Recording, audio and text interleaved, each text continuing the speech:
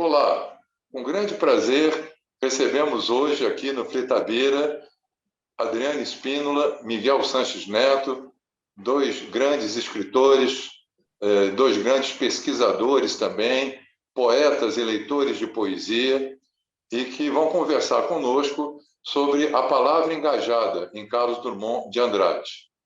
Antes da mesa redonda propriamente dita, eu gostaria que Miguel e, na sequência, Adriano respondessem de forma sucinta o que fazer para motivar a leitura de Drummond junto aos alunos do ensino médio. Miguel, a palavra é sua. Obrigado, Antônio Carlos Sequim. Prazer estar participando aqui dessa mesa com você e com Adriano Spínola. No ensino médio, a poesia do Drummond ela tem um valor muito grande. Principalmente, eu destacaria duas temáticas: a temática amorosa e a temática humorística, porque é nesse período em que os jovens estão se formando enquanto leitores que eles estão também iniciando as suas descobertas do poder da palavra em estado amoroso e o poder da palavra em estado humorístico. Então, uma boa forma de se apresentar Drummond para os alunos do ensino médio seria, na minha opinião, a partir de trechos dessa poesia amorosa ou da crônica que fala de amor e dos poemas humorísticos do Drummond, que com certeza darão um grande engajamento nesses neoleitores que iniciam também a sua vida afetiva, a sua vida amorosa durante o período do ensino médio. Essa seria a minha dica, então, para criar um ambiente de leitura drummondiana no ensino médio. Muito obrigado pela valiosa dica. E você, Adriano, teria algo a propor?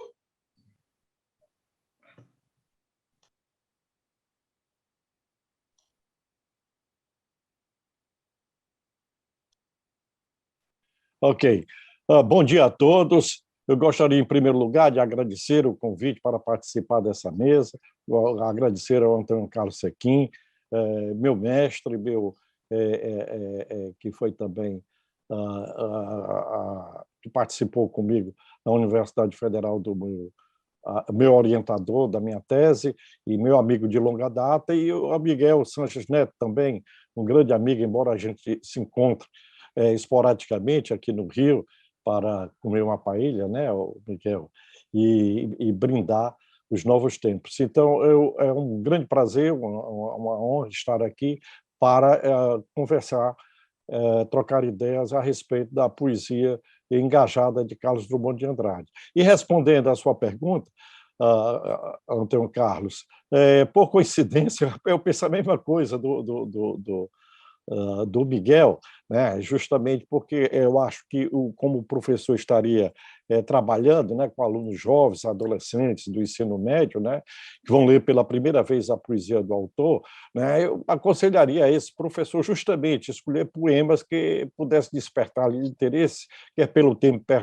quer pela linguagem, poemas que falem do cotidiano, das inquietações existenciais e amorosas, né, do eu lírico, escritos num tom coloquial, com humor, e que sejam esses poemas comunicativos, né? E também, claro, aconselharia a também trabalhar com alguns poemas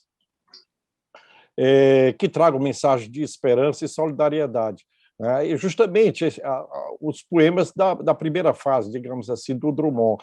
Nesse sentido, eu gostaria até de apontar alguns poemas que eu penso que teria grande receptividade junto a esses alunos, como, por exemplo, Infância, Toada do Amor, Quadrilha, No Meio do Caminho, Família, Cota Zero, Quero Me Casar, O Amor Bate na Horta, Confidência do Itabirano, Canção Amiga, e um pouco mais à frente, Mãos Dadas, Fazenda, e Caso do Vestido, que eu imagino que poderia ser até dramatizado pelos alunos, né? Um poema que é dramático do Drummond. Então, essa seria digamos, a minha orientação, os conselhos que eu daria ao professor que iria trabalhar pela primeira vez com a poesia de Carlos Drummond de Andrade junto esses alunos do ensino médio. Muito obrigado, hein? Professores tiveram aí dicas valiosas de 2 mestres, reflitam sobre isso e, sobretudo, ponham-nas em prática. Mãos dadas. Não serei o poeta de um mundo caduco. Também não cantarei o mundo futuro. Estou preso à vida e olho meus companheiros. Estão taciturnos, mas nutrem grandes esperanças. Entre eles, considero a enorme realidade.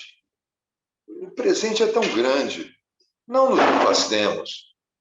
Não nos afastemos muito. Vamos de mãos dadas. Não serei o cantor de uma mulher, de uma história. Não direi os suspiros ao anoitecer, a paisagem vista da janela. Não distribuirei entorpecentes ou cartas de suicida. Não fugirei para as ilhas, nem serei raptado por serafins. O tempo é a minha matéria. O tempo presente, os homens presentes, a vida presente. Este é o poema Mãos Dadas, do livro Sentimento do Mundo, de 1940, e é um mote para iniciarmos a nossa mesa redonda sobre a poesia engajada em Carlos Drummond de Andrade, e eu passo agora a palavra a Miguel Sanches Neto.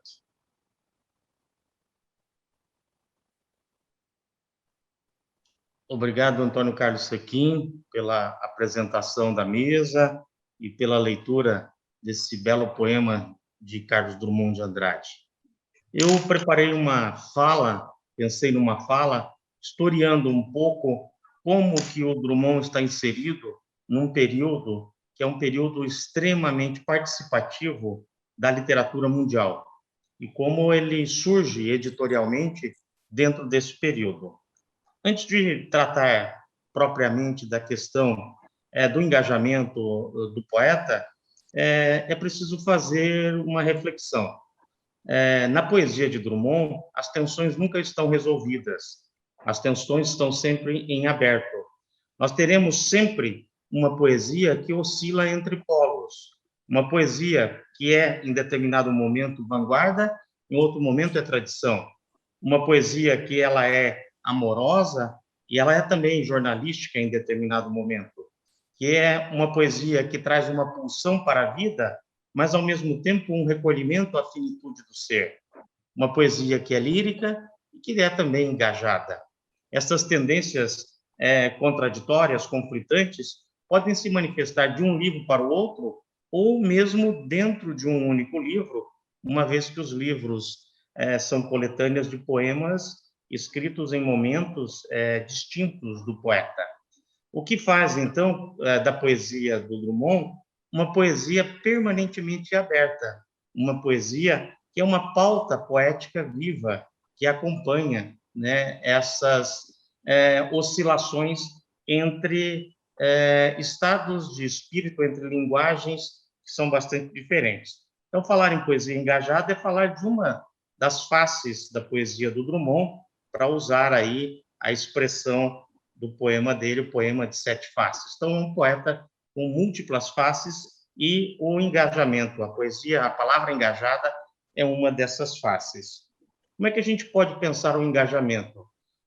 O engajamento, etimologicamente, ele vem do verbo engajar, significando ação de colocar engaje, de realizar uma escolha, de propor um ato. Então, tem por trás da palavra engajamento a questão da ação, a questão da mobilização, a questão da transformação da sociedade. E, embora a arte engajada possa ser identificada em várias fases da literatura mundial e da literatura brasileira, e aqui, em homenagem ao Adriano Spínola, poderia dizer que Adriano é um poeta engajado, tem uma fase da poesia dele que é o de engajamento. Gregório de Matos Guerra também tem uma face de engajamento. O engajamento dos escritores se consolidou entre as duas guerras, entre a Primeira Guerra Mundial e a Segunda Guerra Mundial. Então, é um período em que surge uma arte engajada muito forte no Ocidente, em função dos traumas ocasionados por esses dois grandes conflitos, que, ao mesmo tempo que separam países, separam grupos de pessoas, unem o mundo todo em busca de uma literatura mais humanizada. E o Drummond vai produzir, bem nesse período, vai publicar os seus poemas, bem nesse período de fortalecimento da palavra engajada na literatura ocidental. Primeiro livro de 1930, trazendo poemas anteriores, e principalmente os poemas, os livros que vão surgir na sequência da sua estreia literária. O grande teórico do engajamento foi o escritor francês, o filósofo francês, Jean-Paul Sartre. Sartre tem um livro que se chama Que é Literatura?, um livro que é um clássico da teoria sobre o engajamento, que é de 1947, e que trata da situação do escritor em 1947. Nesse livro, ele deixa muito claro que a finalidade da arte não está em si mesma, mas ela só existe por e para o outro. Ou seja, a arte a arte engajada, ela mira o leitor. É uma arte que busca aproximar-se do leitor, fazer a diferença na vida desse leitor. E é uma arte que defende a liberdade. No momento da produção desses ensaios de Sartre, estava ainda em curso muitas ditaduras, e o Sartre aponta a questão da liberdade do escritor para escrever e da liberdade do indivíduo como a principal missão do escritor naquele período. Ele tem algumas frases muito impactantes nesse livro. Uma delas, que me agrada muito, que praticamente resume a função do escritor engajado, é: não se escreve para escravos. Ou seja, se escreve mirando a liberdade daqueles indivíduos que vão ler o escritor, que vão ler o poeta. É uma frase bastante emblemática dessa arte engajada, da literatura engajada. E uma outra frase desse livro também, extremamente relevante, diz o seguinte: ele, o escritor, dá ao leitor uma consciência infeliz. Então, a função dessa arte é nos despertar para o sofrimento humano, nos despertar para todas aquelas agruras por que passam as pessoas do nosso tempo. E, ao mesmo tempo, dar uma possibilidade, uma esperança de transformação da vida dessas pessoas. Então, essa literatura engajada, que dota o leitor de uma consciência infeliz, ela tem uma função, uma missão transformadora, porque essa consciência é uma consciência que busca transformar a sociedade. Ela é inconformista em relação à sociedade. Se a gente olhar o primeiro livro do Drummond, Alguma Poesia, que ainda tem um vínculo muito forte com o modernismo brasileiro da década de 20, principalmente por sua conexão com a poesia rápida, com a poesia, com o poema piada, principalmente por sua conexão com uma linguagem coloquial, a gente vai ver que nesse livro existem momentos de engajamento do poeta. Vou citar apenas um deles, que é o poema Anedota Búlgara. Era uma vez um czar naturalista que caçava homens.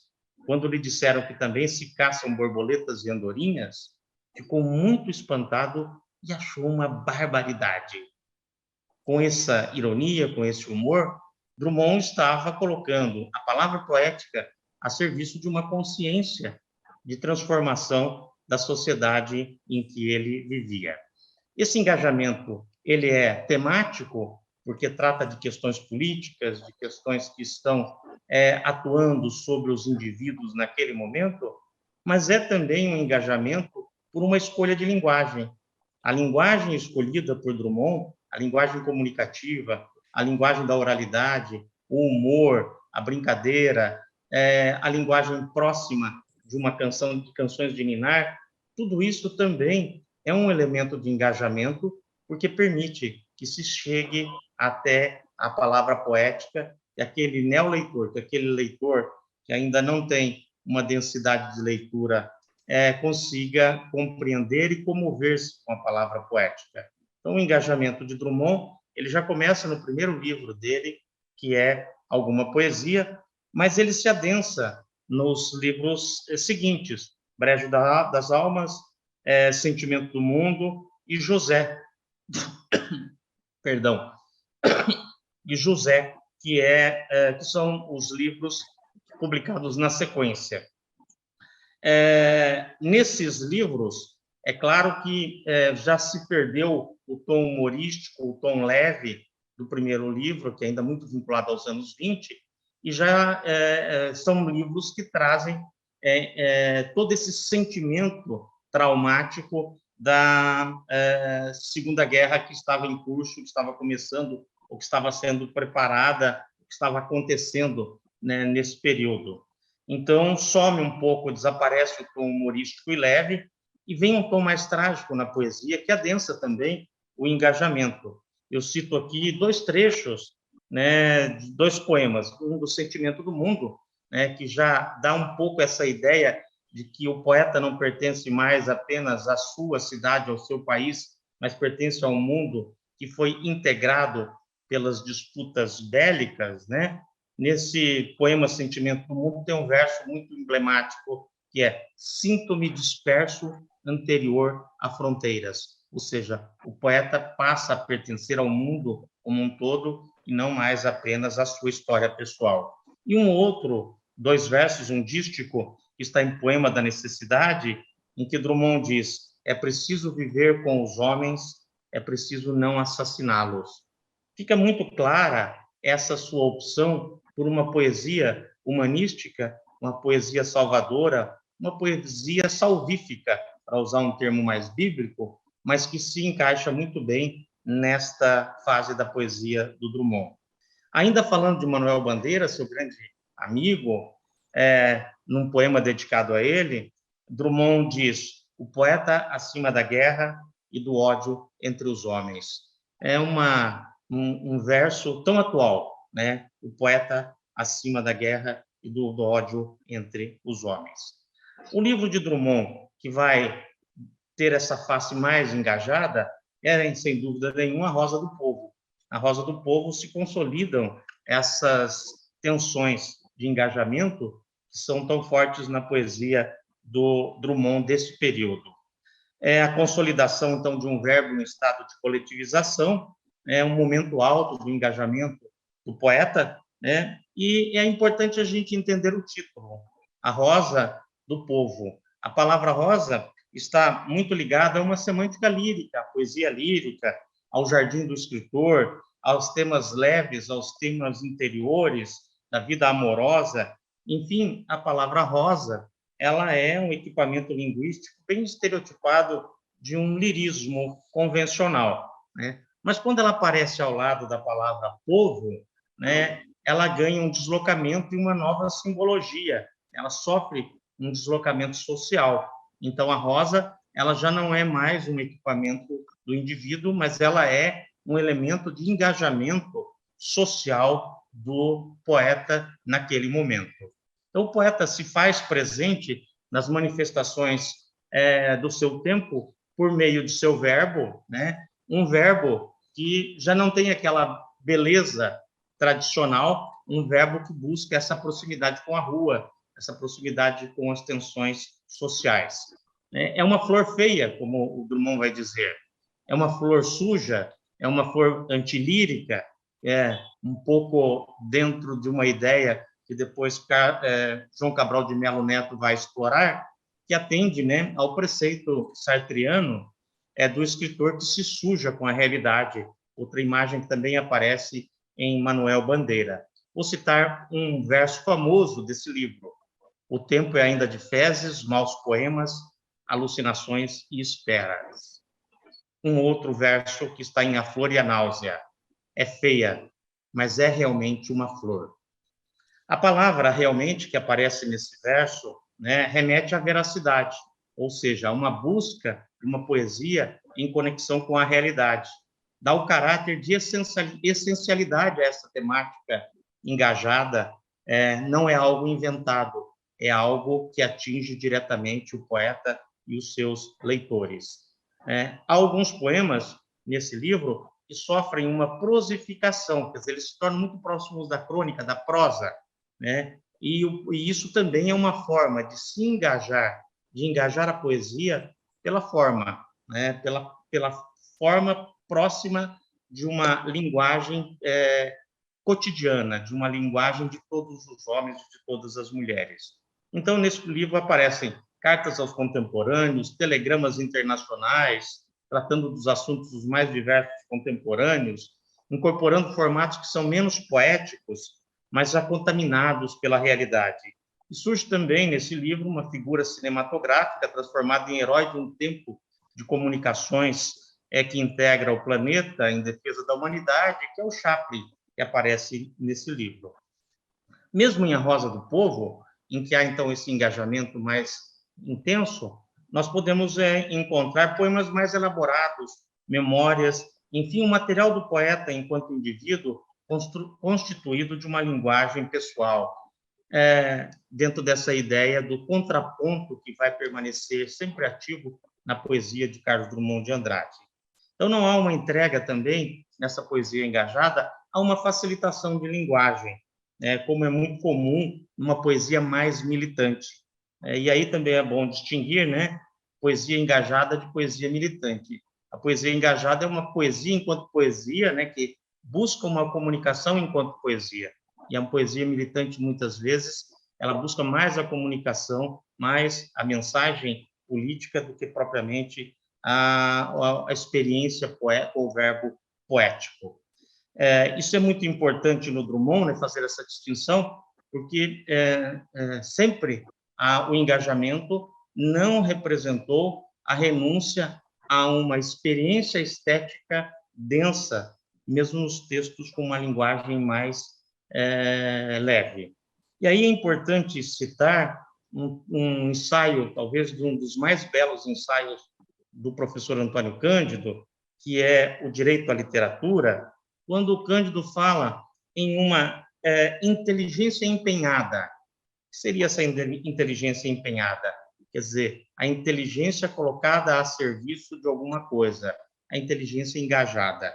Nós temos em Drummond uma estética empenhada, né? Uma experiência estética que é colocada a serviço de uma reumanização dos leitores e dos leitores que são seus contemporâneos.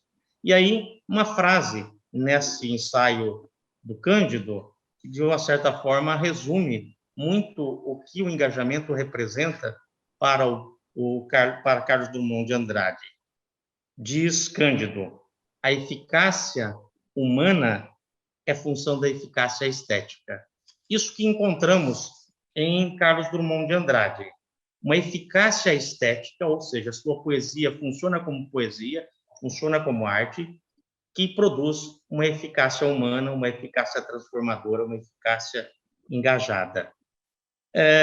Nos livros, depois de A Rosa do Povo, nós teremos um pouco a teoria do pêndulo, né? Vai para o engajamento, e depois o Drummond vai seguir outros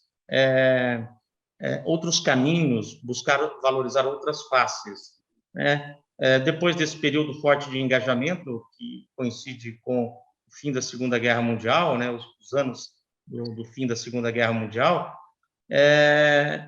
a sua poesia vai buscar, então, outras temáticas, outras faces, mais autocentrada na linguagem, seja ela no mistério da existência ou enquanto objeto, né? Em livros como Claro Enigma, Lição das Coisas já dentro de um espírito de época, de experimentação das vanguardas dos anos 50, o livro é posterior, mas dentro daquilo tudo que traz a experimentação, tanto na prosa brasileira quanto na poesia brasileira, né? E entram nesses livros também uma espécie de, que poderia chamar de autoficção poética, são os poemas, principalmente do Boitempo, que falam da infância, não só do Boitempo, mas poemas que tratam da biografia do poeta. do engajamento permanece nesse período posterior, então, à Rosa do Povo, que vai até os anos 60, final dos anos 60, começo dos anos 70, esse compromisso do Drummond com uma linguagem aberta a todos os tipos de público. Eu ousaria dizer que existe uma segunda onda de engajamento no Drummond, que é um engajamento jamais para o final da vida, a partir de 1968, em que há uma valorização, uma mudança temática na sua poesia que se aproxima muito do grande público, através das suas crônicas e através de poemas que falam principalmente do amor. Então, aí a gente entra numa outra concepção da palavra engajamento, que é muito contemporânea, que é escrever uma poesia, escrever poesias que produz um efeito de engajar o leitor naquelas temáticas, já não mais o engajamento político, mas o engajamento enquanto possibilidade de interagir com o leitor, de integrar-se, de aproximar-se do seu discurso. Engajamento das redes sociais. Claro, na década de 70 não havia redes sociais, mas o Drummond produz uma poesia nesse período com grande interação, com grande interatividade com o leitor comum, com os leitores que o encontravam nas páginas dos jornais, que o encontravam nesses seus últimos livros. São os livros de poemas quase crônicas sobre a vida amorosa de um poeta que faz o elogio da existência, que faz o elogio do amor, que faz o elogio do sexo. Livros como A Falta que Ama, 1968, Amar se Aprende Amando, e o póstumo O Amor Natural. O engajamento, agora dessa fase, dessa segunda onda de engajamento do Drummond, que já não é mais um engajamento político tradicional, é o engajamento em nome de uma outra liberdade, a liberdade amorosa, a da revolução sexual, que encontra o poeta maduro e aberto para essas experiências amorosas. Então, esse percurso rápido pela poesia do Drummond demonstra esse poeta sempre de mãos dadas com o seu tempo. Obrigado pela atenção e fico aqui à disposição da mesa. Eu verifiquei que temos muitos pontos em comum, mas eu quero antes dar os parabéns pela essa exposição lúcida, brilhante, sobre essa poesia do nosso poeta maior. E eu gostaria de dizer que, em relação à palavra engajada em Drummond, o tema que me foi proposto, eu a entendo sobre três aspectos, que, de certa forma, vão coincidir com aquilo que o Miguel já falou. Em primeiro lugar, essa palavra engajada estaria ligada ao ideário poético modernista, que Carlos Drummond de Andrade saberá realizá-lo e aprofundá-lo como poucos, popularizando suas conquistas. Isso ocorre, sobretudo, com os dois primeiros livros, Alguma Poesia, de 1930, e Brejo das Almas. Em segundo, eu diria que o engajamento seria na própria linguagem, isto é, no plano formal e estético dos poemas, a partir, principalmente, das obras Sentimento do Mundo, A Rosa do Povo e Claro Enigma. Lembrando-me aqui, já que o Miguel citou um filósofo, o Sartre, para falar do engajamento, eu vou citar aqui um outro francês, que me lembrei agora, que é o Roland Barthes, que diz que a literatura engajada, sim, mas engajada, antes de tudo, na linguagem. Então, eu quero ressaltar esse aspecto aí, desse engajamento, esse empenho estético do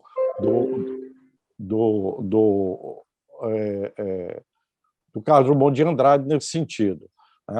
E, evidentemente, que a terceira acepção do termo propriamente dita, é exatamente ligado, é claro, à realidade política, histórica e social do país e do mundo, sobre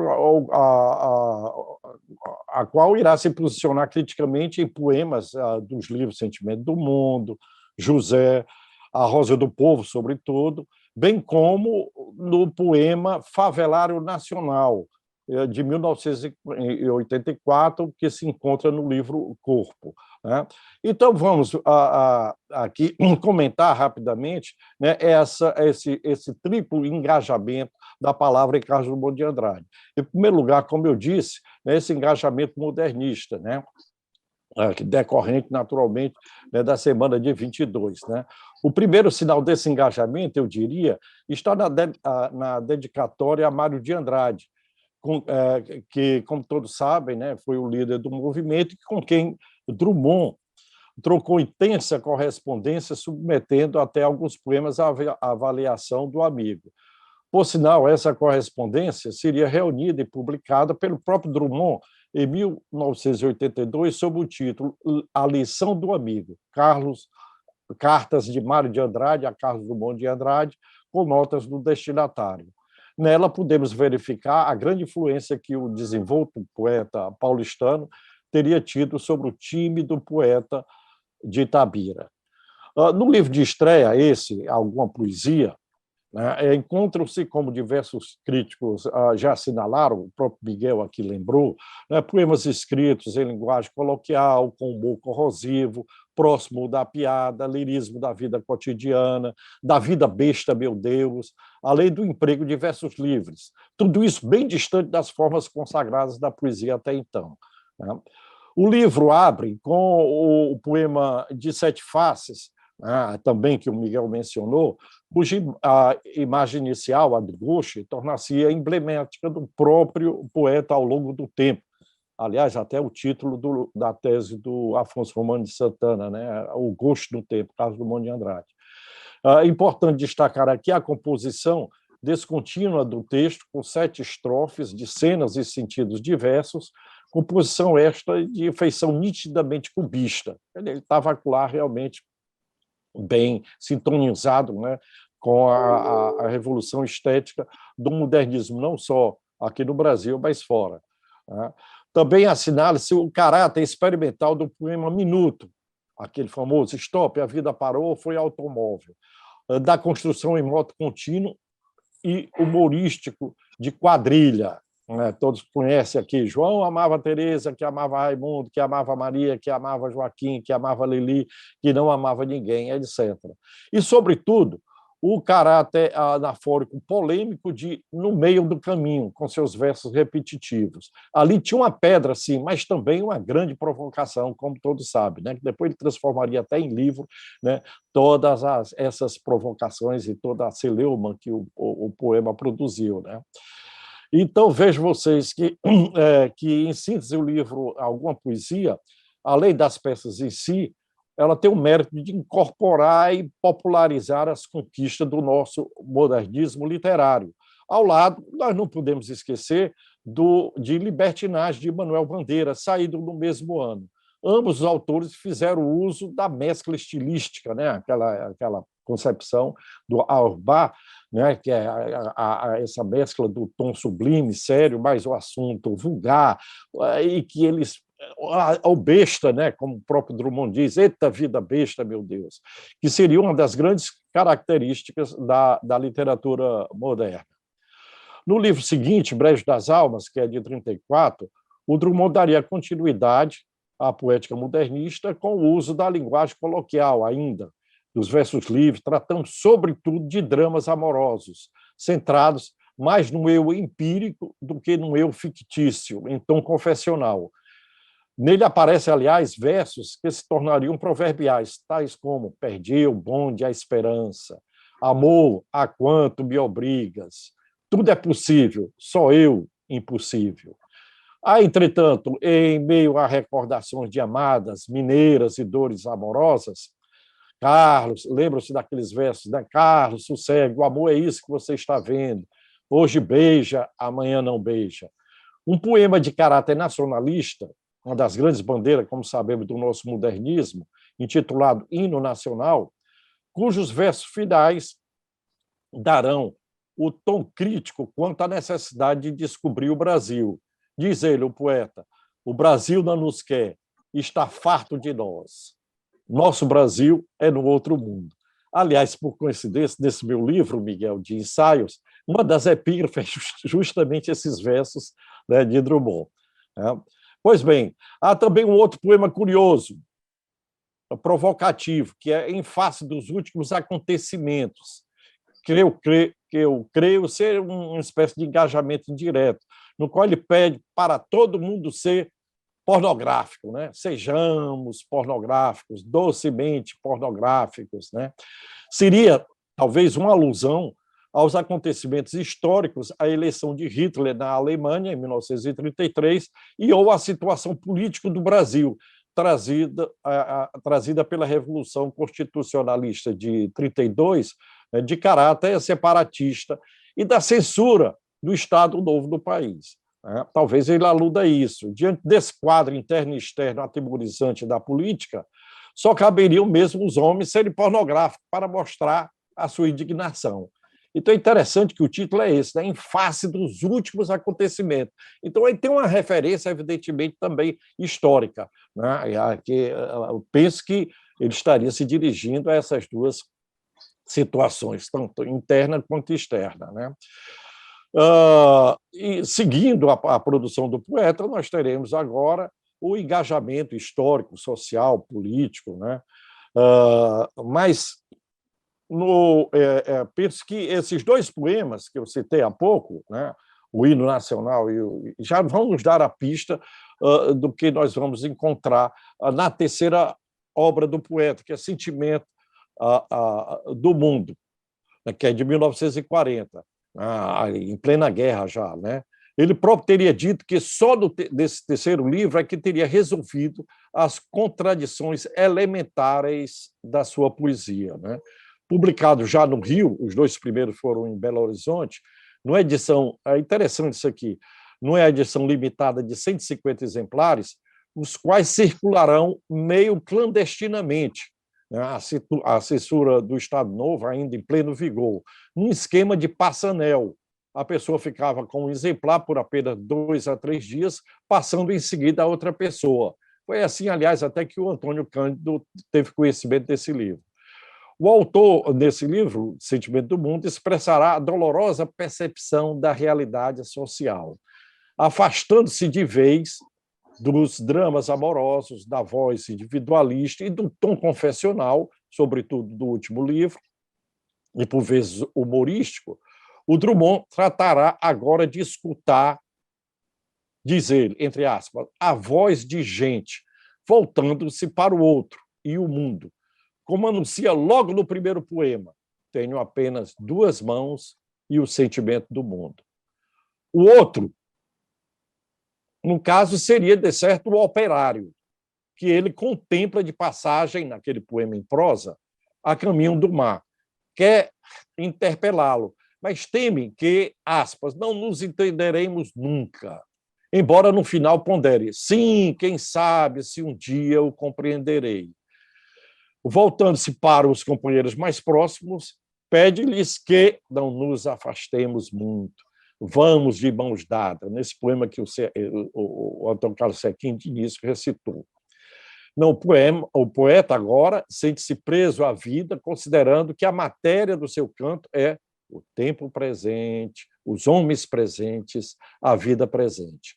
No livro, o tom geral dos poemas é sóbrio, contido, sem ostentação político-ideológica.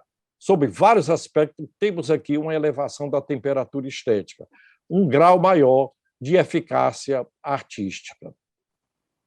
Naquele momento, quer pela realização formal, quer pela temática, junta a circunstância de censura e intolerância políticas no país, Carlos Drummond de Andrade passa a ser considerado o poeta mais importante do país. Antônio Cândido diria que o autor teria conciliado de maneira exemplar a verdade e a beleza, encontrando aí o quid que poderia gerar a verdadeira poesia política. Para Mário de Andrade, na obra estaria a mais profunda força da humanidade. Já para José Lins do Rego, Drummond, no seu novo livro, deu à poesia brasileira uma força espantosa. Citemos, nesse sentido, alguns poemas da obra que bem exemplificam o engajamento do poeta. Sentimento do Mundo, é evidente, Os Ombros Suportam o Mundo, Mãos Dadas, A Noite Dissolve os Homens, Elegia 1938 e Mundo Grande, entre outros. Dando continuidade a essa mesma linha participante, Carlos Drummond de Andrade publicará um pequeno livro com 12 poemas apenas, chamado José, que é de 42, né, no qual o tema da solidão do homem moderno parece se destacar. A exemplo dos 2 primeiros textos, né, A Bruxa, né, em que começa dizendo: nesta cidade do Rio, de 2 milhões de habitantes, estou sozinho no quarto, estou sozinho na América. Em seguida vem um poema, O Boi. Ó solidão do boi no campo, ó solidão do homem na rua. Entre carros, trens, telefones, entre gritos, o ermo profundo.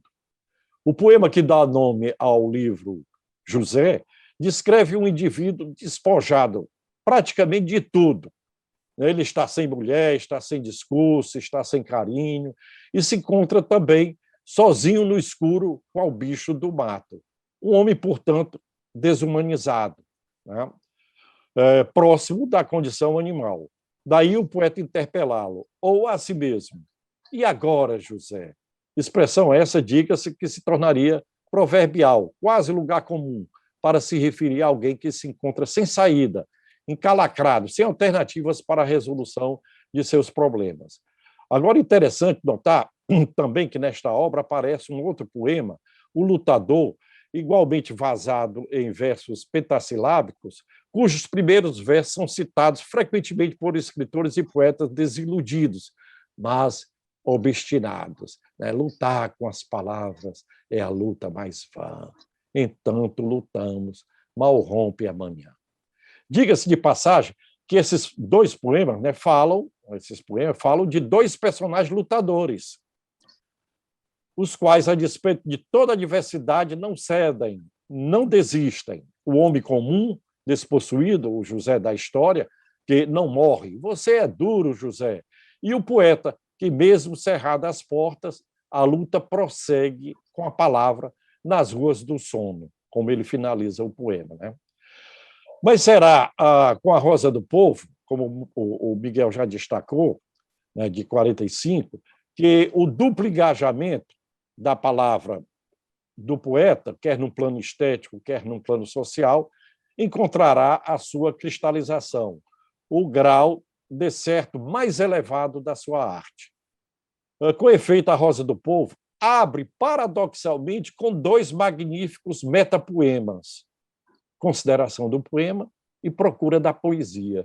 A ideia que me dá é que, nesses 2 poemas, ele estaria ali afinando a ponta do lápis para escrever com mais precisão e mais finura os seus textos engajados política e socialmente, né? É tanto que já o 3º poema, que é A Flor e a Náusea, né, sinaliza a perplexidade, belíssimo poema, um poema realmente superlativo. Ele sinaliza a perplexidade, a solidão e a alienação do indivíduo no centro de uma grande cidade capitalista, no caso, o Rio de Janeiro.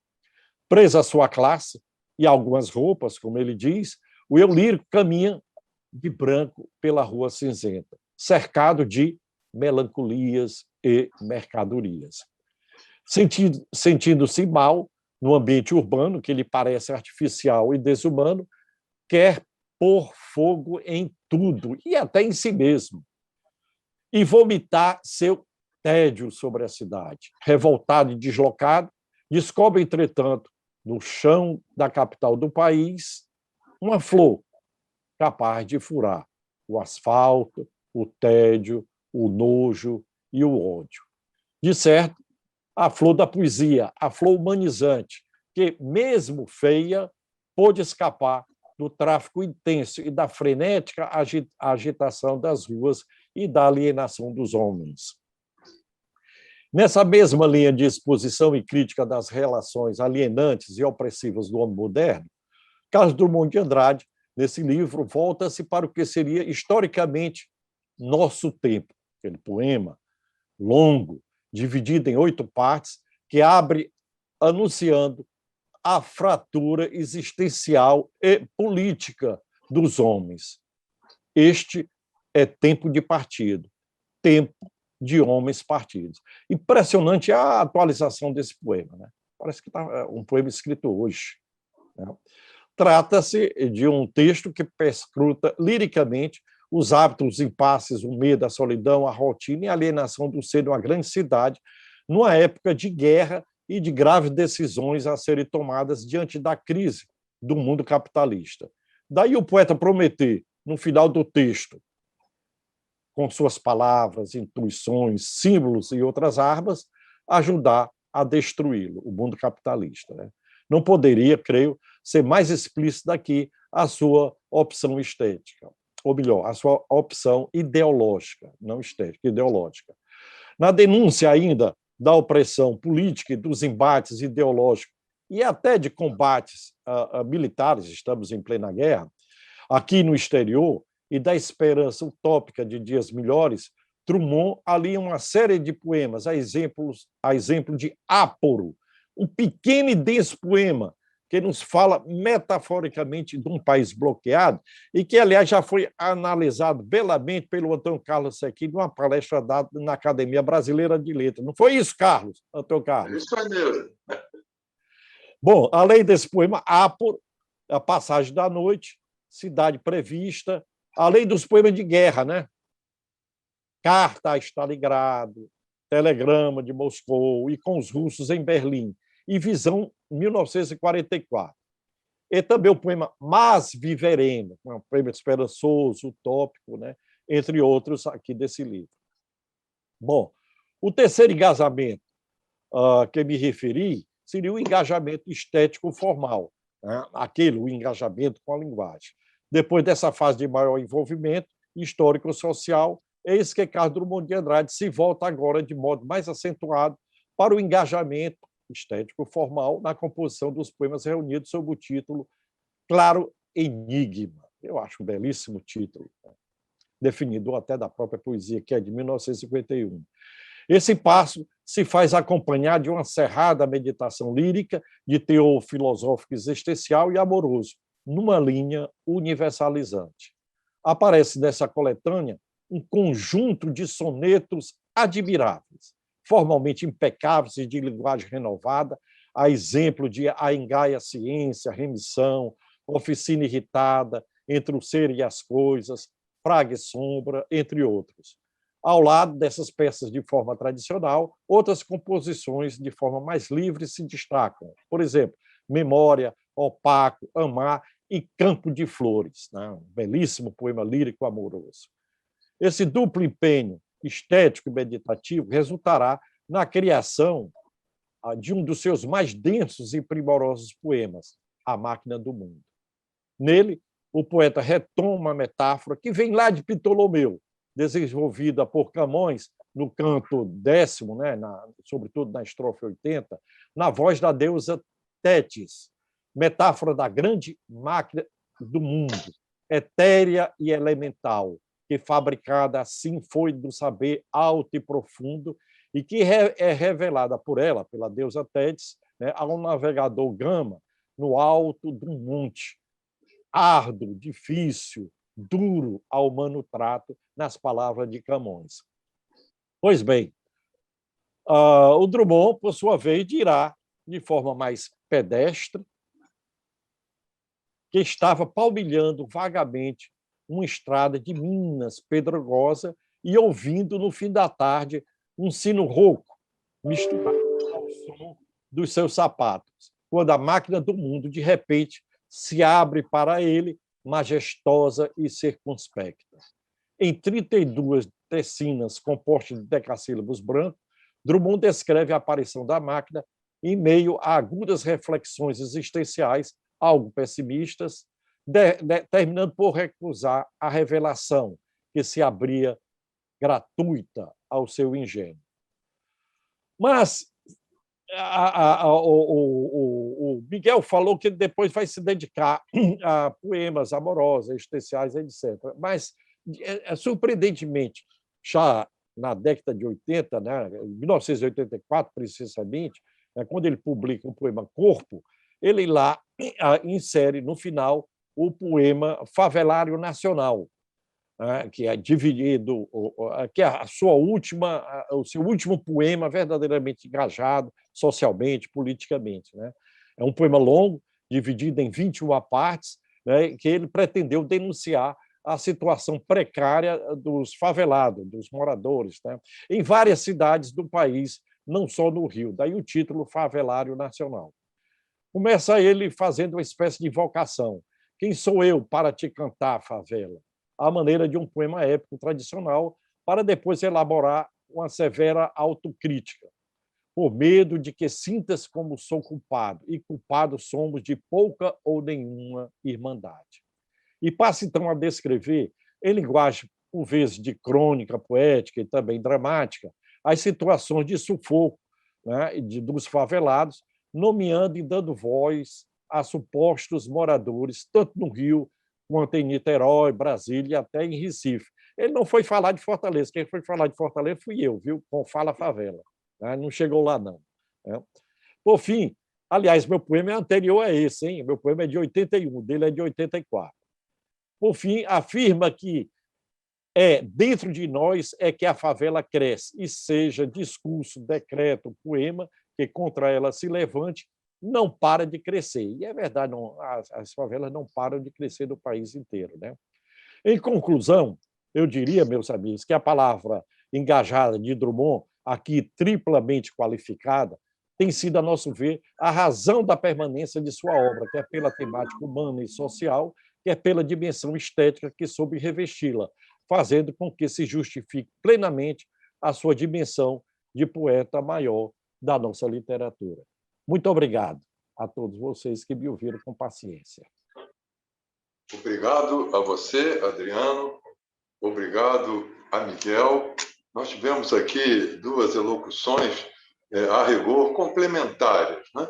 Porque um solo comum da compreensão do engajamento em Drummond foi estabelecido e, a partir daí, matizes para um lado ou para o outro foram lançadas também como provocações, né? Por exemplo, na fala do Miguel, quando ele fala do engajamento no corpo, né? Ampliando o sentido participativo do termo engajamento, que em geral se associa mais a um viés político, né? E, por que não, né? Lançando essa ampliação semântica para outros territórios nos quais se visualiza a defesa firme de uma posição e que procura, digamos, engajar os seus leitores ou seus ouvintes naquela mesma perspectiva, seja social, seja amorosa.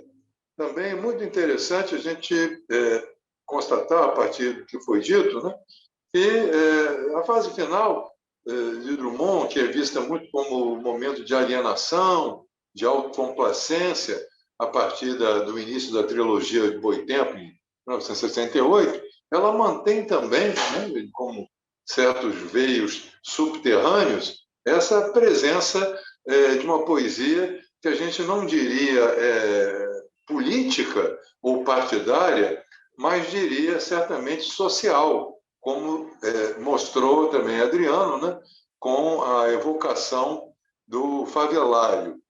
E é muito bom também, Miguel, ter assinalado esse caráter pendular, né, das oscilações de Drummond entre campos aparentemente opostos, e poderíamos acrescentar que esse gesto pendular ele não acontece apenas na sequenciação de obras, né, obras subjetivas, autoficcionais versus obras coletivas e públicas, mas, às vezes, no interior de um próprio livro. E, nesse sentido, se me permitem citar uma análise que eu fiz desse livro, que foi um livro-chave na minha vida, A Rosa do Povo, né, 1945, eu comentei, e até pegando carona agora no que o Miguel comentou, evocou, né, de a rosa ser sempre um símbolo ligado ao amor, ao sentimento, aí eu procurei mostrar que em A Rosa do Povo existiam, na verdade, duas rosas, né? A rosa do povo e a rosa de poucos. Né? Essa rosa de poucos era uma rosa cultivada intimamente, não na praça pública, mas no jardim secreto, né? Das memórias, das evocações, dos afetos, e, evidentemente, o clangor de uma Rosa do Povo pública, ela tem uma ressonância muito maior, mas o que não nos impede de ver certos nichos protegidos de subjetividade, de interiorização que Drummond manifesta mesmo em livros de tendência nitidamente coletiva. E, nesse particular, também um poema que me ocorre e que eu gosto até de citar como contraponto é aquela leitura ou releitura de Gonçalves Dias, né? Uma nova canção do exílio, que se encontra em Rosa do Povo. Então, o poeta se engaja, mas ele também quer se exilar de vez em quando, né? Ele também quer ter um espaço privativo, um espaço público, e eu diria que a nova canção do exílio é uma espécie de corpo estranho, né? Uma ilha de solidão, de reflexo, de diálogo com o passado, frente ao poder estentórico, público, né? Convocatório ou convocativo de uma consciência geral, que marca a maioria dos poemas de A Rosa do Povo. Também gostei de terem vocês observado que o tema social não aflora subitamente em 38, com o Sentimento do Mundo, em 1940, desculpe, com o Sentimento do Mundo, porque ele já está germinando, né, em manifestações tanto de alguma poesia de 30, quanto em Brejo das Almas, de 34. Por tudo isso, eu só teria, de novo, que reiterar aqui os agradecimentos pelas duas magníficas contribuições de Miguel Sanches Neto, de Adriano Spínola, me despedir de vocês e desejar que continuem assistindo aqui a essas mesas redondas do Fritabeira, porque vem outras coisas muito boas por aí. Tchau, Miguel. Tchau, Adriano. Se quiserem se despedir, estamos aqui à disposição. Muito obrigado, Antônio Carlos Sequim, por ter feito essa amarração das duas falas de forma brilhante, como sempre o faz, e de ter valorizado a questão do engajamento em Carlos Drummond de Andrade e destacado principalmente essa ideia de que a poesia dele é uma poesia que traz antídotos a si própria, né? Quer dizer, ela é engajada, mas ela é lírica, ela é tradicional nos sonetos, como destacou o Adriano Spínola, mas ela é também coloquial. Eu acho que vem daí a riqueza e a atualidade da poesia de Carlos Drummond de Andrade. Queria parabenizar também o Adriano pela bela análise que fez das três faces do engajamento dentro do Drummond e dizer que é sempre uma alegria falar do nosso poeta maior, e ainda mais falar do nosso poeta maior ao lado de dois grandes poetas, como são Adriano Spínola e Antônio Carlos Sequim. Obrigado. E você, Adriano? Olha, foi um prazer muito grande, uma grande alegria aqui, justamente, compartilhar com vocês dois também, dois grandes escritores, dois grandes poetas, dois grandes amigos também, né? Essas ideias em torno da poesia do Carlos Drummond de Andrade, com toda essa riqueza que o Miguel aqui mostrou muito bem, né? E que também o Antônio Carlos Sequim comentou, né? E isso tudo demonstra que... E você falou uma coisa agora, Miguel, que eu fiquei pensando, que ele tem o antídoto, né, da poesia política, né, social, que chega a ser militante, né, porque o revestimento estético dele, né, em todas as obras, sobretudo essas de caráter social e político, né, esse revestimento estético é garantidor exatamente, né, da permanência e da qualidade da sua poesia, né? Então, é um cara que se empenhou, né, muito, né, na criação estética, mas, sobretudo, com essa visão crítica da realidade nacional, sobretudo nessas fases mais ostensivas do seu engajamento, né, em José, e Sentimento do Mundo, e Rosa do Povo, como o Antônio Carlos Sequim acabou de comentar, né? Foi muito bom ouvir o Miguel, realmente deu uma aula extraordinária sobre o Carlos Drummond de Andrade, ampliando, né, justamente essa concepção do engajamento, não só político-social, mas também amoroso, sexual, né? Lembrando que depois ele vai deixar postumamente, né? Amor Natural, o seu livro, né, que é uma beleza, é extraordinário esse livro. Aliás, até no meu livro de ensaios, eu trago também uma pequena a apreciação, quer dizer, um pequeno ensaio sobre justamente essa poesia amorosa de Carlos Drummond de Andrade, destacando o amor natural, né? Então é impressionante no Drummond esse leque temático, né? Praticamente fala de todos os aspectos da condição humana. Isso que é também extraordinário.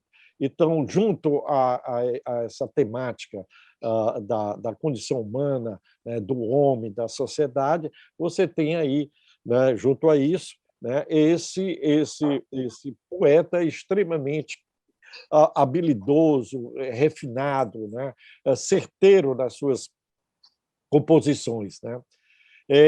Eu queria dizer, por fim, que é isso que dá a grandeza do Carlos Drummond de Andrade, né? É justamente essa pluralidade temática, ele é engajado historicamente, mas, sobretudo, engajado, né, poeticamente, né? E daí ser um poeta que continua, né, a nos oferecer as suas lições de coisas, mas também lições de poesia. Muito obrigado. Obrigado, Adriano Spínola. Obrigado, Miguel Sanches Neto. Obrigado a vocês que nos acompanharam aqui e até o próximo encontro. Até logo. Tchau.